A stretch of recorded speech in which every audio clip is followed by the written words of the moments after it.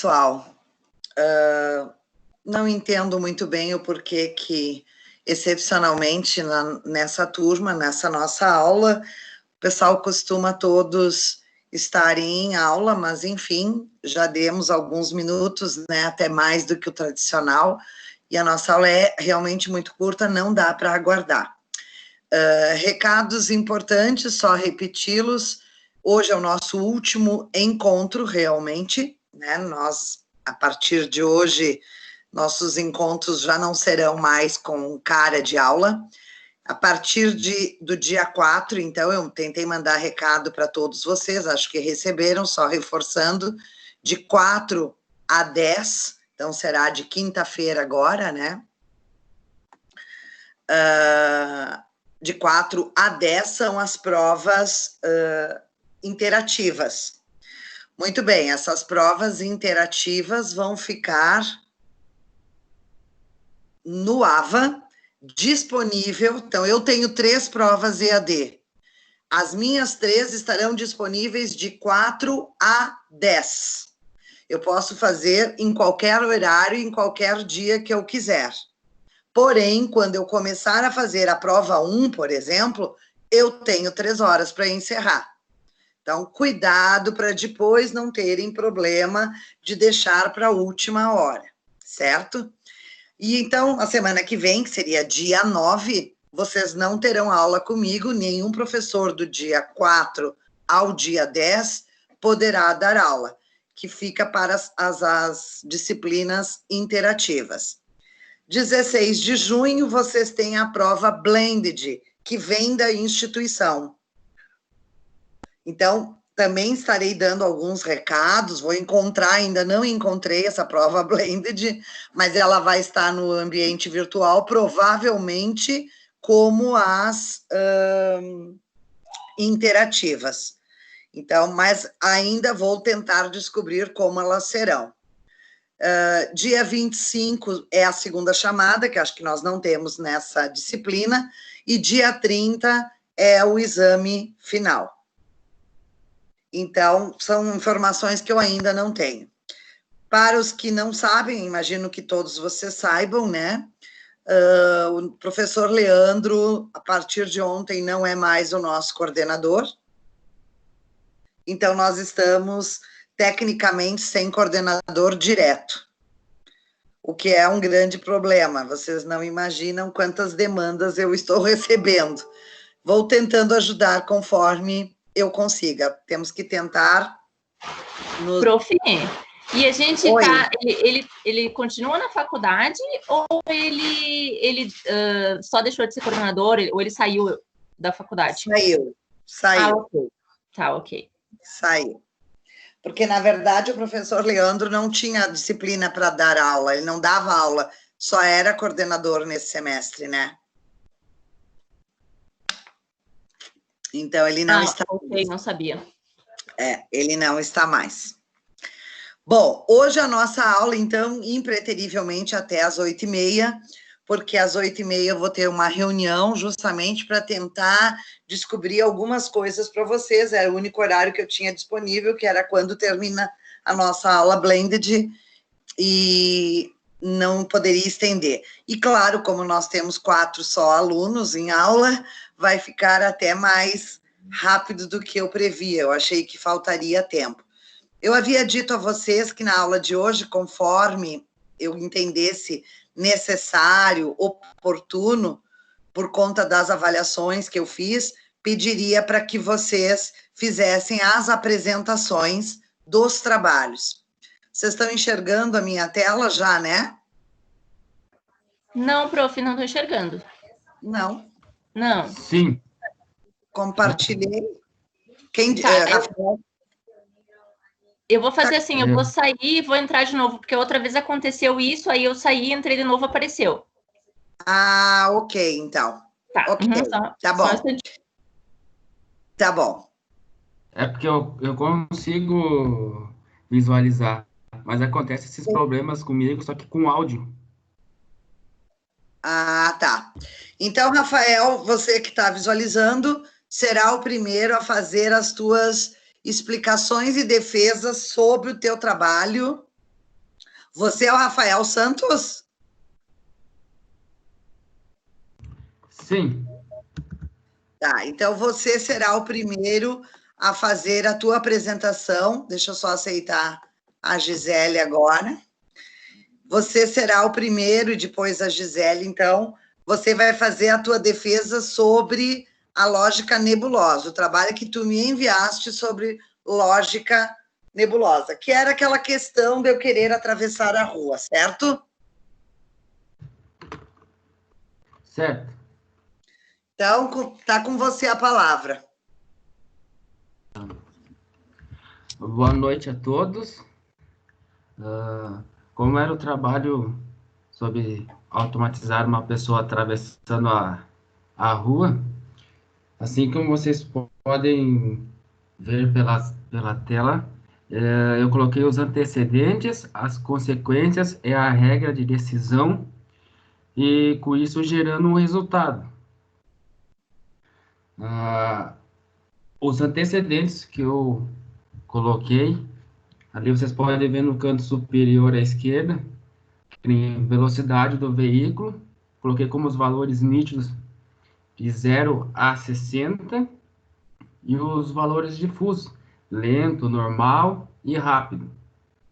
Assim, posteriormente, dimensão da rua, com os valores nítidos de 0 a 9 e os valores difusos que eu coloquei como estreito, normal e larga.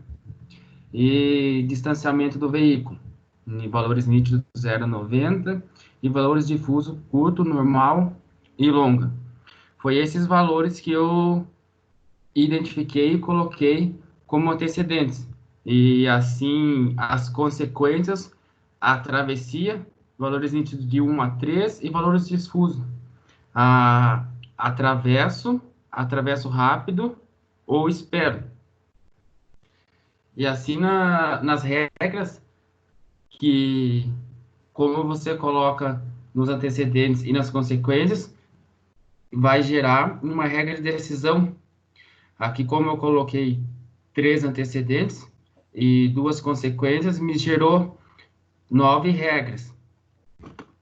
Se a velocidade está lento, se a velocidade está normal, rápida, se a dimensão está estreita, se a dimensão está normal e se a dimensão está larga. E a distância está curta, normal ou a distância longa.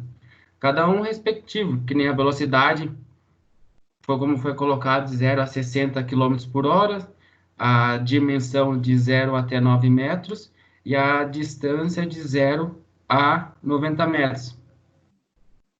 E com esses antecedentes, as consequências e somando com a regra de decisão, se chega a um resultado. Que para mim ficou assim, ó, se velocidade lento e dimensão estreita e dimensão curta, então o número 1 atravessa. Esse número 1 que está bem central, na parte central da tela em cima, a travessia, valores de 1 a 3. Atravesso rápido ou espero. Aí, porque daí juntando todas essas informações no resultado. Agora ali, o número 2 ali do resultado. Se velocidade lenta e dimensão normal e distância em dimensão normal e distância normal, então o número 2, atravesso rápido. E posteriormente no número 3, se velocidade lento e dimensão larga e distância longa, então espero. Nessa primeira etapa de 1 a 2 a 3, ficou o primeiro atravesso, o segundo atravesso rápido e o terceiro espero. E ele, posteriormente, eles vão acabar se repetindo pelas regras de decisão. O número 4 ali, ó. Se velocidade normal e dimensão estreita e distância curta, então atravesso. Um pensamento, se um carro está vindo numa velocidade normal, porque se é uma velocidade normal assim, é de 20 a 40 km por hora e a dimensão é estreita e a distância curta, então daria tempo de uma pessoa independente, acho que até porque aqui eu não coloquei os valores difusos como idade, mas conseguiria atravessar bem tranquilo. Agora o número 6, ele, ó, se a velocidade normal é dimensão larga e distância longa, então espero. E assim no número 7, 8 e 9. No 7, se velocidade rápida e dimensão estreita e distância curta, então atravesso. E se velocidade rápida e dimensão normal e distância normal, então eu atravesso rápido. E se velocidade rápida e dimensão larga e distância longa, então eu espero. Bem, esse o resultado que eu obtive pela regra de decisão que foi imposta pelos meus antecedentes e as minhas consequências. E Tá. era isso.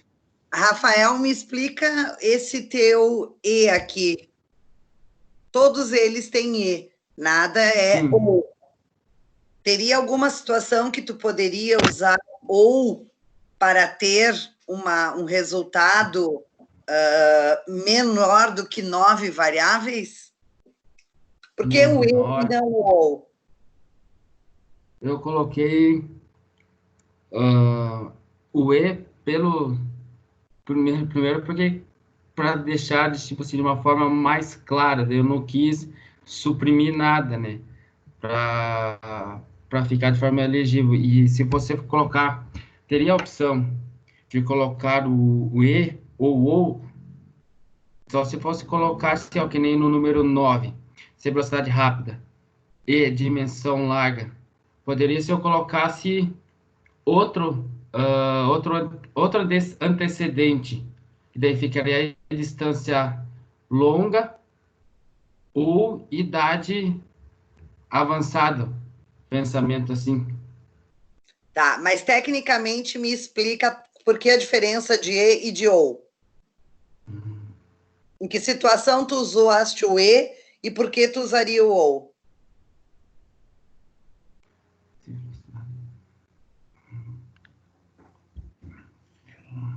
Ai, não lembro.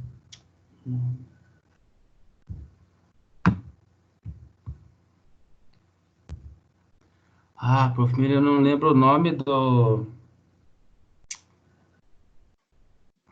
o pronome que se usa ali no adjetivo. Ali.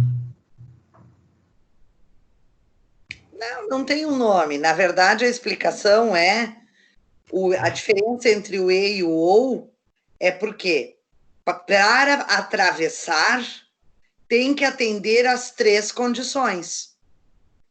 Então, nunca, se tiver lento ou qualquer outra coisa diferente das que tu escreveu, não será atravessar, porque tem um E. Então, tem que atender às 3 orações. Se eu colocasse um ou aqui no meio, velocidade lenta e dimensão estreita, ou distância curta, eu estaria dizendo que só tendo distância curta já seria atravessar.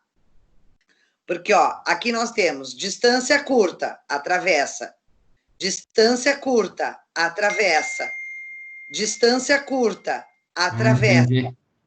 Então, na verdade, claro, eu entendi a tua colocação de deixar mais claro aqui os resultados. Mas em um algoritmo, quanto mais cláusulas de where você colocar, mais lento fica o teu algoritmo. Então, oprimir não significa deixar de atender, e sim tornar o algoritmo mais ágil. Prof, não vai funcionar o algoritmo dessa maneira? Vai. Só que se tu sempre pensar assim, como você tinha 3 variáveis e uma consequência, gerou 9. Se tu tivesse 30 variáveis com 20 consequências, não usando os recursos do algoritmo, das cláusulas de where, que é E ou, o teu algoritmo vai ficar gigante. Então, tem que saber que pode ser utilizado. Mas está correto, tá? O raciocínio está correto. Só para ficar claro que pode sim, não é uma questão de oprimir, tá? Sim, bom, entendi. Rafael, antes que eu saia de você, você me mandou 2 trabalhos sobre a árvore de decisão, tá? Tu queres apresentar pelo último que tu mandaste, né? Isso, é o último. Tá, então, tá contigo a palavra. É o outro? Ah, não é esse? Não.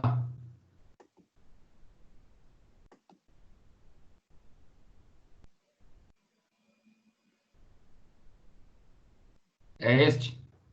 Então, tá contigo. Pode explicar quando quiser que eu passe, me avisa. Sim. Ele tá com... Eu tentei deixar ele só com clicar, ele passar, e até porque depois tem a visualização dos slides, é só clicar que ele vai rodar automaticamente. Tentei deixar, esse funcionou. Tá. Ó. Uhum. Tá, mas tem... Assim, ó, automatizar, isso ali, ó, trabalho avaliativo, automatizar a irrigação no jardim. O que eu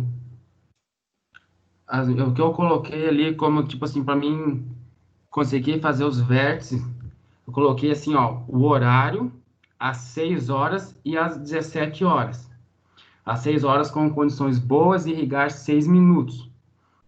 E às 17 horas com condições boas, irrigar 4 minutos. E toda manhã medir a temperatura e gerar histórico. Pode passar, prof. Eu pensei no método para essa irrigação. Utilizar uma mangueira para o transporte da água ou alguns dizem vazão da água com um programador. Que daí tem vários tipos. E por isso que eu coloquei entre parênteses o temporizador. Que irá alimentar uma central de irrigação. E para cercas vivas e árvores, gotejadores.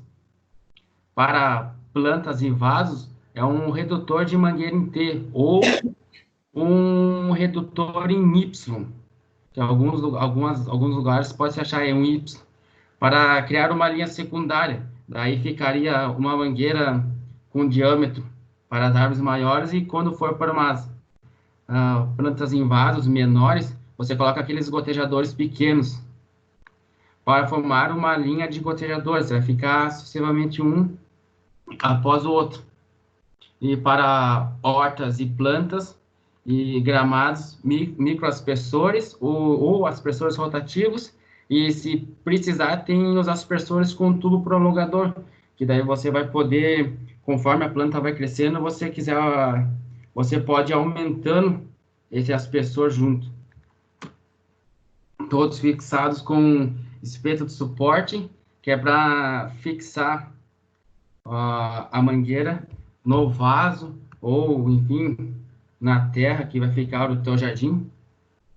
E tampas de fim de linha. E aí vai precisar também de software de medição e temperatura de umidade e software para analisar se está chovendo.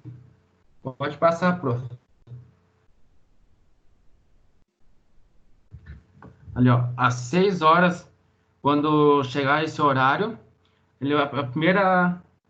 quando ele estiver no vértice, a primeira coisa, não está chovendo. Pode passar. Aí ele vai continuar seguindo. Aí ele vai medir a temperatura e vai gravar isso. Aí, posteriormente, a próxima etapa é: tem sol? Opa, se tem, ele vai seguindo. Se está sem umidade e sem neblina. Irrigar por 6 minutos. Enfim, mas agora vai vir o Cs, então. Se, quando chegar ali, ó, não está chovendo, estiver chovendo, ele vai medir a temperatura, vai gravar e, lógico, não vai irrigar, né? Porque por causa devido à chuva. Agora, o outro que eu coloquei, ele vai ficar na parte de baixo, que ele já vai passar às 6 horas, e se não está chovendo, medir a temperatura, gravar, ele vai vir aqui, ó, se ele estiver sem umidade, só que, tipo assim, ó, nesse período agora ele vai ser modificado porque como é uma linha, uma pergunta de vai ser assim, sim ou não. Então, sem umidade, só que ali ele vai estar com umidade. Se ele estiver sem umidade, ele vai irrigar por 6 minutos, mas como se estiver com umidade, ele vai irrigar por 4 minutos. Agora, pode... Enfim, agora, o próximo, na minha árvore de decisão, ali, ó, se tem sol. Se tiver o sol e estiver sem umidade e sem neblina, pode ir? Ele vai irrigar por 3 minutos. Mas se ele se ele estiver sol, mas estiver com neblina, aí ele vai irrigar por 1 minuto. Esse é a árvore de decisão às 6 horas da manhã, que assim vai ser feito assim na programação. Daí, a próxima etapa é às 5 horas. Às 6 horas, então, se não estiver chovendo, pode passar. Isso.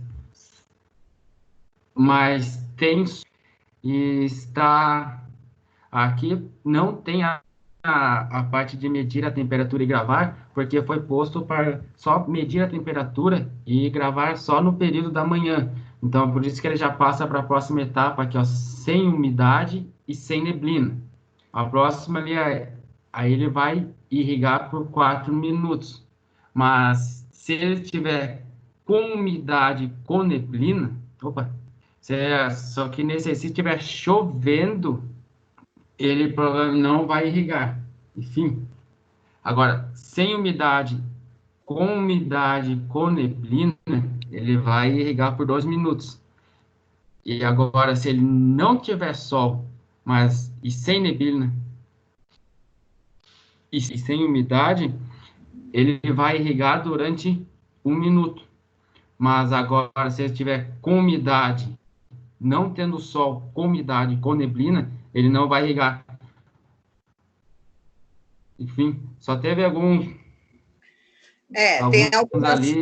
tem algumas coisas aqui. Era 18 horas, é isso? Era 17, só que quando eu fiz, acho que quando eu fiz a animação, deve ter... Pode ser. E essas perguntas, assim, só para dar uma dica, tá legal, tá? Mas, assim, tem sol. Então, se aqui é sim e aqui é não, tu pode colocar aqui, escrever aqui, ó, em cima da flechinha. Sim, não. Tem neblina, sem neblina e sem umidade. Então, sim é para cá, não é para cá. Mas vamos supor que não tenha umidade, mas tem neblina, que é uma coisa impossível, né?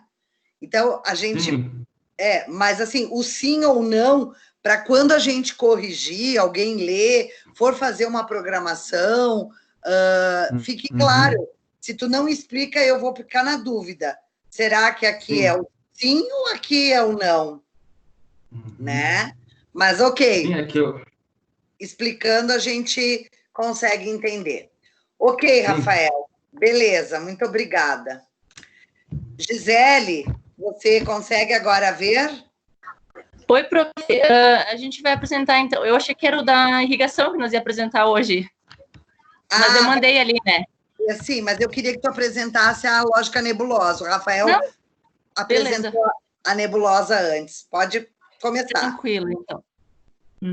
Bom, então, construir um sistema nebuloso, automatizar pessoas atravessando uma rua através da lógica fuzzy. Pode passar, prof. Lógica nebulosa. Passos: identificar os antecedentes, que são as entradas, identificar as consequências, as saídas, identificar as regras de decisão. Pode passar.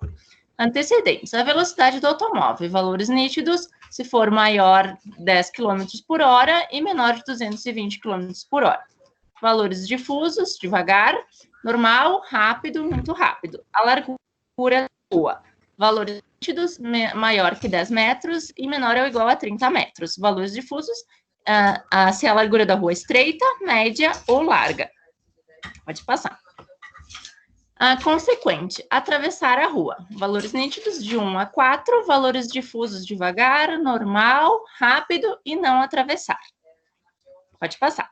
Regras de decisão. Se automóvel devagar, maior que 10 km por hora, menor ou igual a 40 km por hora. Se automóvel normal, maior que 40 km por hora, menor ou igual a 80 km por hora. Se automóvel rápido, maior que 80 km por hora, menor ou igual a 120 km por hora. Se automóvel rápido, maior que 120 km por hora, menor que 220 km por hora. Se largura da rua estreita, maior que 7 metros, menor ou igual a 10 metros. Se largura da rua média, maior que 10 metros, menor ou igual a 15 metros. Se largura da rua larga, maior que 15 metros e menor ou igual a 30 metros. Pode passar. Aí, então, a gente vem para o resultado. Pelo que eu entendi ali, eu acabei não usando o ou, então vai ficar muito parecido com o do Rafa. Mas vamos lá. Se a velocidade do automóvel estiver devagar e a largura da rua estiver na condição estreita, então, atravessar a rua devagar.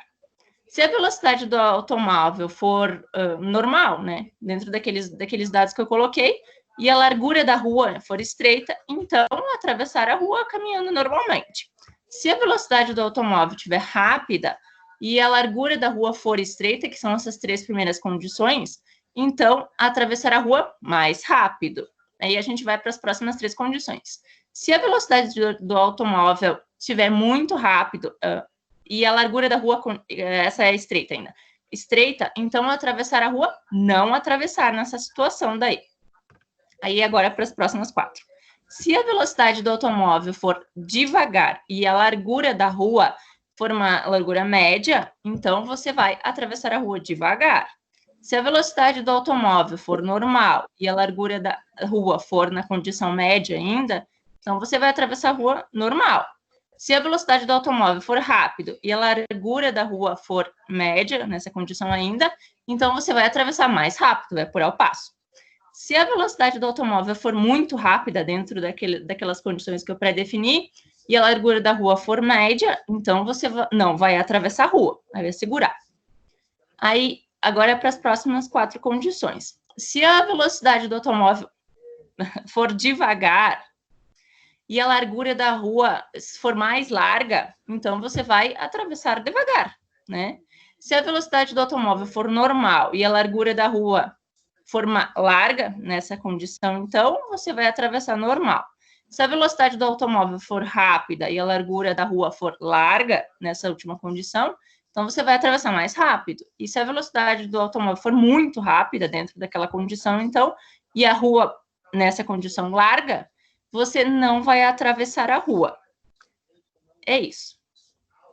É a mesma. Eu talvez então eu não tenha compreendido muito bem como teve que fazer, né? Não, tá correto. Olha só, eu quero só reforçar. Vamos pegar só a velocidade.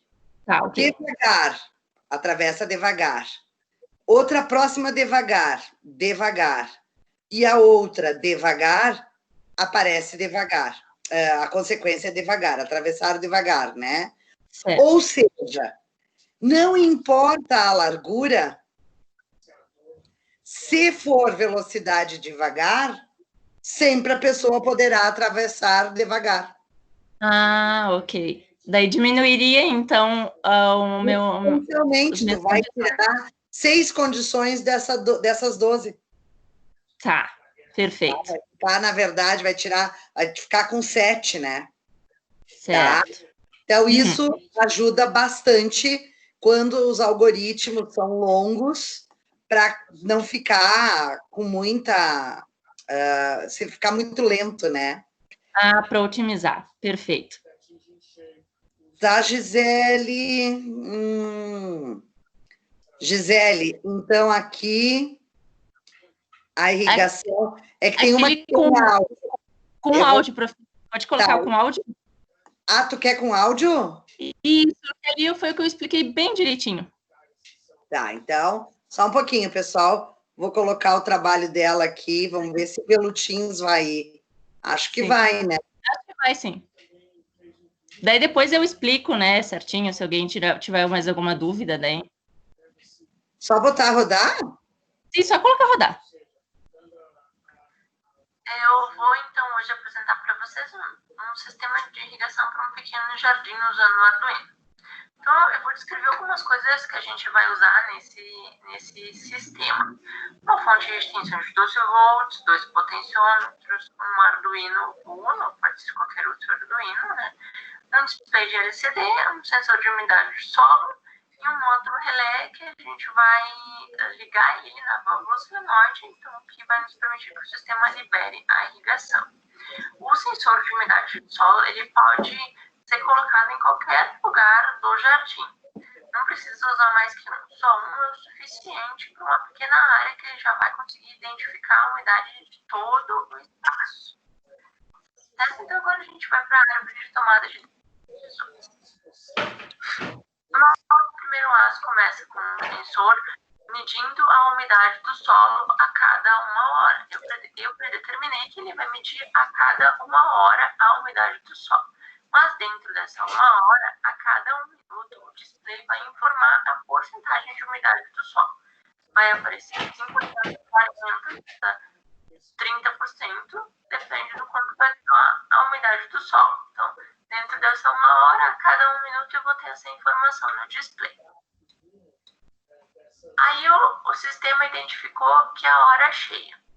Nessa primeira situação, ele identificou que a hora é cheia e que a umidade do solo está abaixo de 74%. Então, a umidade do solo estando abaixo de 74%, vai, então, acionar o relé e esse relé vai ligar a válvula solenoide que vai, então, acionar o sistema de irrigação. Esse sistema de irrigação vai permanecer ligado durante 20 segundos. Essa regra vai permanecer ligada durante 20 segundos. Vai aparecer, então, uma mensagem no display dizendo regando, para você saber efetivamente que o sistema está funcionando, né? Que a regra está funcionando. O fluxo de água vai depender muito da pressão do teu sistema, porque a torneira ela vai estar sempre ligada.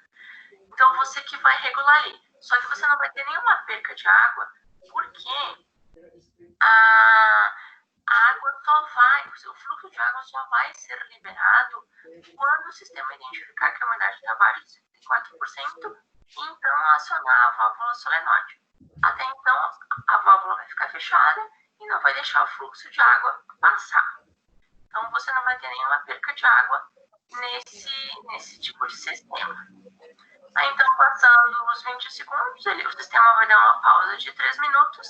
Então, após essa pausa, a gente vai voltar lá para o nosso primeiro laço. Aí ele vai começar tudo de novo. Então, o sensor vai medir a umidade do solo a cada 1 hora. Aí, a cada 1 minuto, vai aparecer a porcentagem de umidade do solo no display.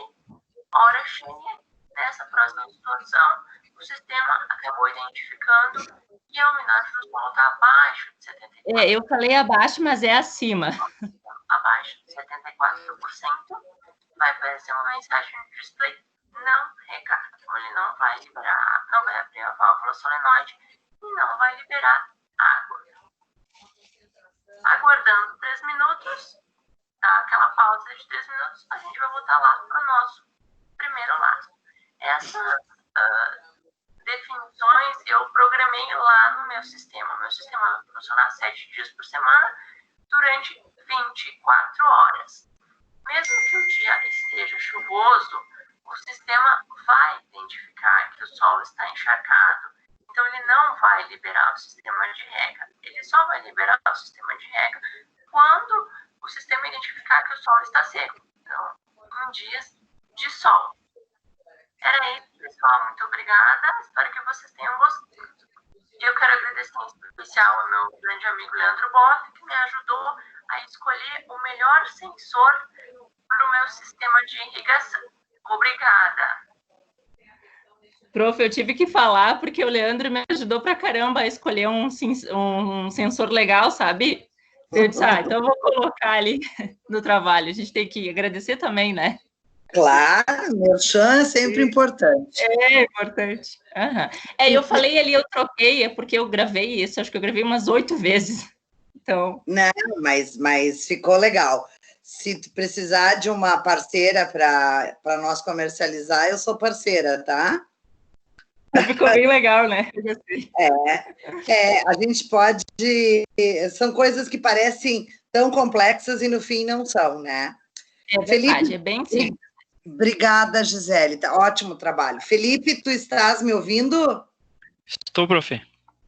Então, lógica nebulosa com você. Beleza. Então, boa noite, prof. Boa noite aos colegas. Trabalho sobre a lógica. Trabalho sobre a lógica nebulosa. Sobre a condição de uma pessoa atravessar a rua. Então, primeiro eu decidi qual seria a pessoa a atravessar a rua. Então, eu especifiquei que seria um jovem em condições normais. Eu elenquei 3 antecedentes que eu achei os principais, assim. Então, foi a velocidade do carro. Coloquei valores nítidos de 1 a 60. Eu não comecei no 0, porque eu quis descartar a opção do carro estar parado, que obviamente a pessoa iria poder atravessar a rua. Então, eu comecei com 1 km até 60. Valores difusos, então, devagar, moderado e rápido, a velocidade do veículo. A distância do carro em relação à pessoa. Então, valores nítidos, de 0, que seria colado na pessoa, a 15 metros. E valores difusos seria uma distância curta, uma média e uma longa. E a largura da rua. Então, valores nítidos, de novo, de 0 a 9 em metros. E valores difusos, uma largura da rua pequena, uma largura da rua normal e uma comprida. Então, o consequente, como nosso objetivo mesmo fala do trabalho, seria atravessar a rua. Então, valores nítidos 1 e 2, valores difusos 1 atravessa, 2 não atravessa. Ficou quase um binário ali, é sim ou não? Ficou, não é quase, é um binário. Então, as regras de decisão, coloquei 9 regras de decisão ali. Então, se a velocidade então do carro é devagar, eu estipulei de 1 km por hora até 30 km por hora. Se a velocidade do carro é moderada, maior que 30 km por hora, até 60 km por hora. E se a velocidade do carro é rápida, eu estipulei de mais de 60 km, eu não botei uma velocidade limite. Não botei uma velocidade limite, porque o carro pode estar a 200 ali. E tanto essa condição, de 60 para cima ali, o carro vai estar sempre rápido. Eu estipulei até ser por 60 por causa do limite de velocidade permitido. Né? Então, a distância do carro, se a distância do carro é curta, de 0 metros até 5 metros. Se a distância do carro é média, de 5 até 10. E se a distância do carro é longa, de 10 a 15. E a largura da rua, se for pequena, de 0 a 3 metros. Se a largura da rua for normal, de 3 a 6. E se a largura da rua for comprida, de 6 a 9. Esses são os valores que eu estipulei como exemplo. Então, eu obtive, dessas regras de decisão, eu obtive 10 resultados. Eu tentei, como tu explicou ali, para tentar ter menos resultados, se algum dia colocar isso em algum programa, tentar rodar um pouco mais leve, né? Ser um programa um pouco mais leve. Então, o primeiro resultado que eu obtive ali, então. Se a velocidade do carro for devagar e a distância for média ou longa e a largura da rua for pequena ou normal, então a pessoa consegue atravessar. Se a velocidade do carro for devagar e a distância for curta e a largura da rua for comprida, então 2 não vai atravessar. Se a velocidade do carro for moderada e a distância for curta e a largura da rua for pequena, normal ou comprida, então 2 a pessoa não atravessa. Se a velocidade do carro for moderada e a distância da rua for média e a largura da rua for pequena, então atravessa. Então ali eu tentei usar o máximo de os possíveis na terceira resultado para tentar agrupar, minimizar os resultados, para tentar deixar mais compacto, né?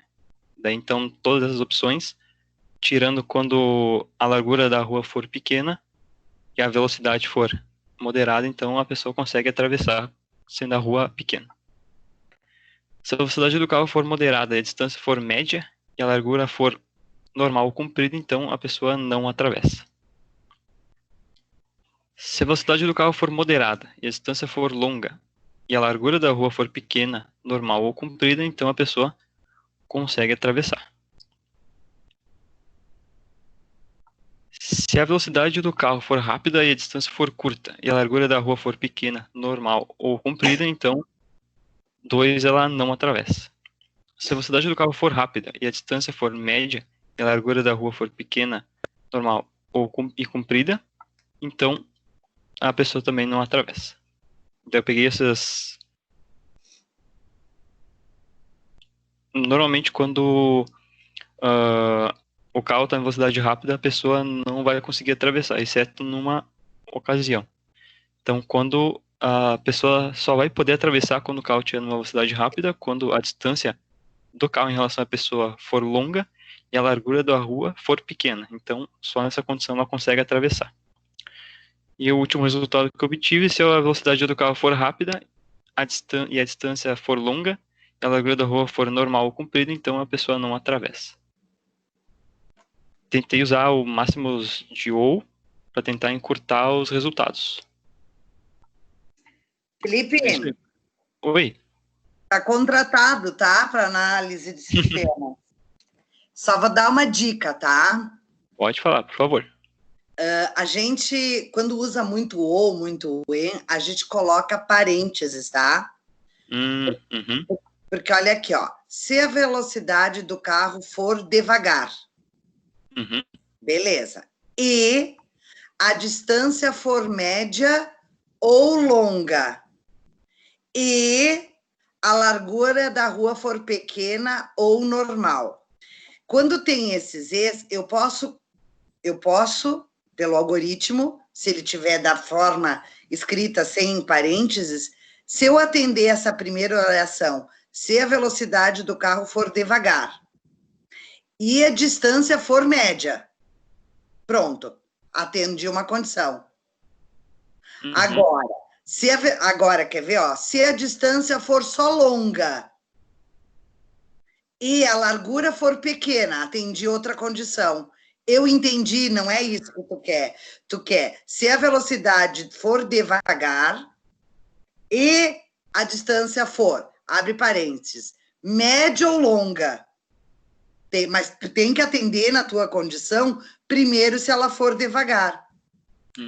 Quando tu coloca esses ou, tu isola isso aqui, a não ser que se coloque um parênteses. Abre parênteses, se a velocidade do carro for devagar e a distância for média ou longa, fecha parênteses, vai ter que ter 2 parênteses aqui, abre parênteses de novo, e a largura da rua for pequena ou normal, fecha 2 parênteses, então atravessa. Então, assim,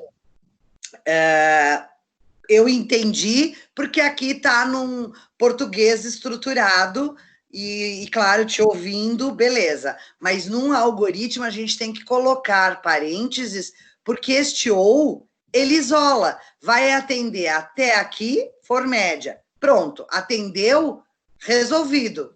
Caiu nessa condição, vai atravessar. Aí vai abrir outra condição. Ou longa, independentemente da velocidade, porque eu já fechei aqui. Ou longa, vai também poder atravessar. É como se tivesse que escrever distância média ali para todas as situações da rua pequena, normal ou comprida.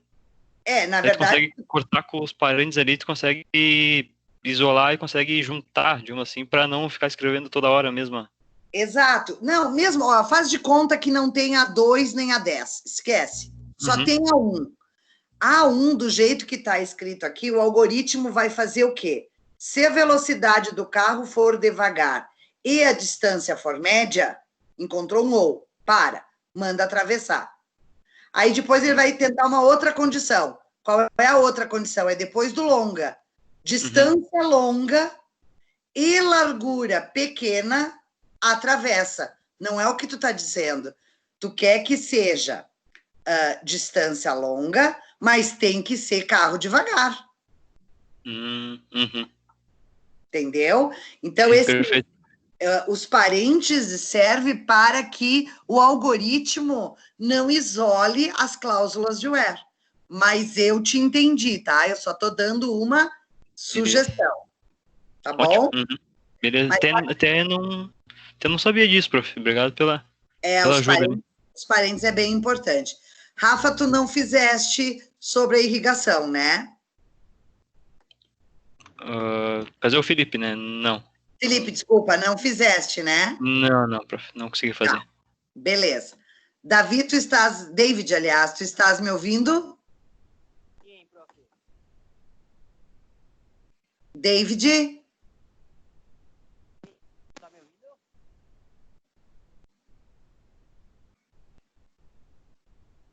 Prof. Será que ele está sem microfone? Não, o áudio dele tá bem baixinho. David, a gente não te Prof, ouve. tá me ouvindo? Ah, agora sim. Agora sim. David, então, com você sobre lógica nebulosa, tá? Tá, ok.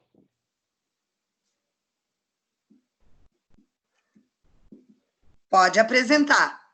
Tá. Tu tem ali a minha apresentação, prof? Vocês não estão enxergando? A minha não. Eu tô na do colega ainda. Não, David Luiz Paz de Oliveira. Ah, tá. É que eu tinha te enviado um PowerPoint também. Eu tava olhando o meu PowerPoint aqui. Não, David, eu só recebi... Não, só recebi esse, David. Só tenho esse do dia 19 às 18h19.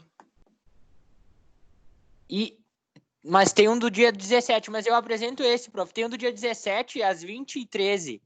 Ah, eu sempre fico com o último, é do dia 18. Tá. Pode ser esse? Mas eu apresento esse, então. Vamos lá. Deixa Então eu abrir tá. aqui. Bom, então eu botei ali que é a lógica nebulosa da travessia da pessoa atravessando a rua. Como antecedentes, eu botei a velocidade do carro. Aí ela tem os valores nítidos de 0 a 80 km por hora. E valores difusos eu botei como parado, devagar e rápido. Como outro antecedente, eu botei a distância do carro. Dentro da distância do carro, eu botei como os valores nítidos de 0 a 20 metros. E como valores difusos, eu botei que o carro estava perto do final do curso dela ali, que seria a pessoa. Estava no meio do curso dela, que seria perto da pessoa. E longe do curso dela, que seria longe da pessoa. Como consequentes, eu botei o andar e atravessar. Aí eu botei os valores nítidos de 1 a 3. E os valores difusos eu botei que a pessoa ela tá parada, ela corre ou ela caminha. Então, as regras de decisões. A primeira, se o carro está parado, ele está a 0 km por hora. Se o carro está devagar, ele é maior que 0 km por hora e ele é menor ou igual a 35 km por hora. Como terceira regra de decisão, eu botei se ele está rápido, ele é maior que 35 km por hora e menor ou igual a 80 km por hora. E se o carro... A quarta regra de decisão, se o carro está perto da pessoa, ele está de 0 até 7 metros. Se o carro está no meio do curso ali entre a pessoa e o carro, ele é maior que 7 metros e menor ou igual a 12 metros. E aí, como sexta regra de decisão, eu botei se o carro está longe. Ele é maior que 12 metros e menor ou igual a 20 metros. Então, dele como resultados, que até agora que a prof. Falane corrigindo os outros colegas, eu vi que eu cometi o mesmo erro ali. Eu podia ter minimizado as opções. Que as minhas 3 primeiras ali eu botei se o carro está parado e ele está perto da pessoa, então a pessoa ela caminha. Se o carro está parado e ela está no meio do caminho, então ela caminha também. Se o carro está parado e ele está longe, a pessoa caminha também. Podia ter maximizado todos. Se ele está parado, então caminha como uma única opção. Aí, como quarto resultado, se o carro está devagar e ele está perto, então a pessoa fica parada. Se o carro está devagar e ele está no meio do caminho, então a pessoa corre.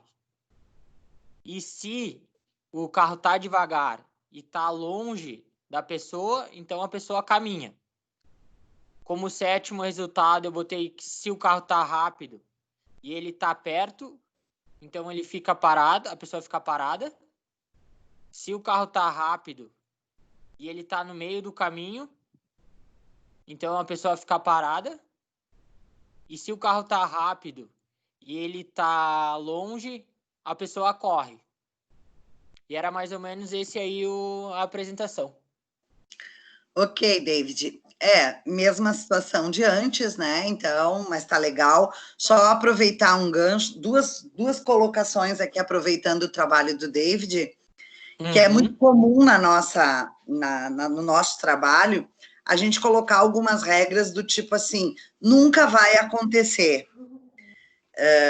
Porque a gente sabe que nunca acontece. Nunca é uma palavra que em tecnologia não existe. Então, por exemplo, o carro está rápido, maior que 35, menor ou igual a 80.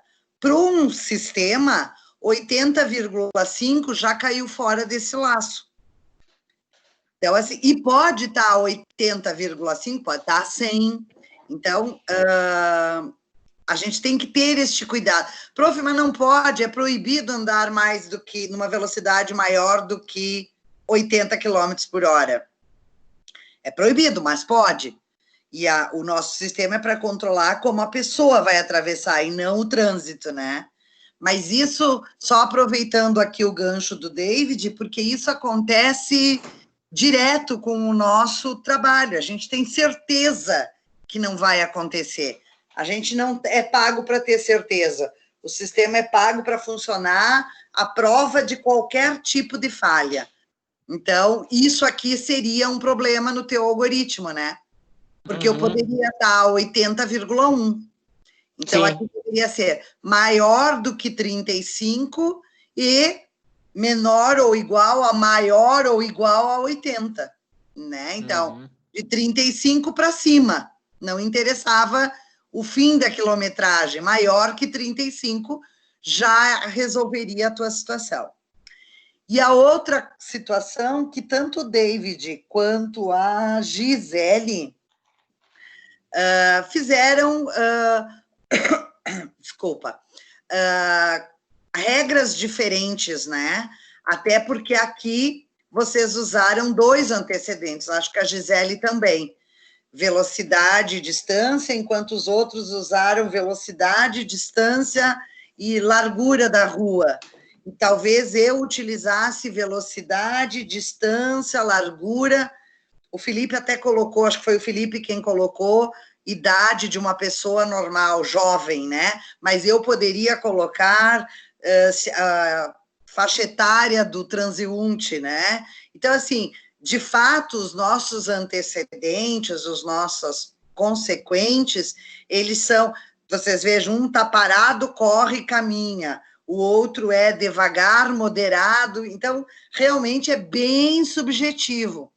Claro que quanto mais antecedentes, mais aumenta as nossas regras e, portanto, os resultados, mas claro que quanto mais antecedente, mais essa lógica vai buscar as opções que se tem. Não ficaria absolutamente risco, nada excluído da nossa análise.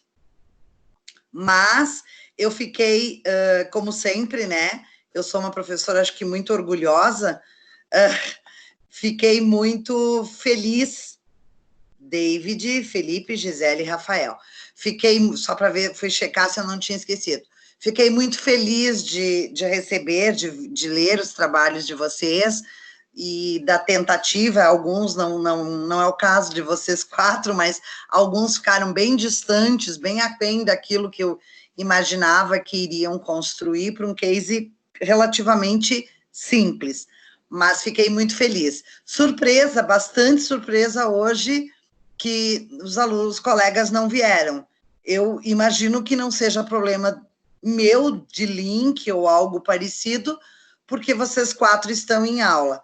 Imagino que não queriam apresentar ou que entenderam que não seria importante nessa reta final.